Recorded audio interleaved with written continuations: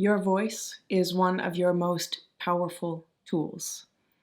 It is what allows you to build bridges of communication between yourself, your ideas, your concepts, your visions, and the world around you.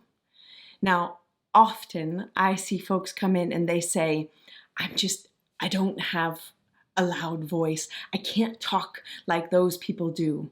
Or I'm nervous, I have an accent, it doesn't sound how I want it to sound. My voice is too high, my voice is too low, whatever it might be. Now, one of the most beautiful things about our voices is that they are malleable.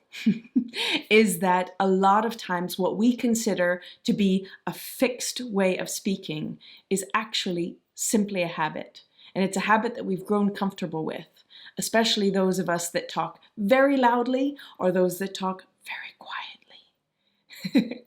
We tend to believe that this is just how we are. Now, it is not all about changing everything about how we communicate with our voices, but it is to own the awareness that our full range is much greater than what we give ourselves credit for. One of my favorite analogies to this that I've heard from another speaker is think about a keyboard. Now, if a beautiful keyboard or piano player only chose to use the 10 keys at the middle of the board, or the 10 at the lowest, or the 10 of the highest, what would happen? Well, eventually we would get quite bored with the melody. It wouldn't be very dynamic. At least it would lack the possibility for being as dynamic as possible.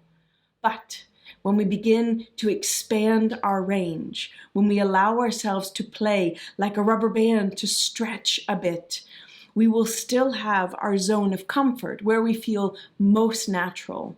But it allows us to be able to play in the realm of the highs when we need to express excitement, and the lows when we need to slow down to really bring our point to a head. Voice command is one of your greatest gifts.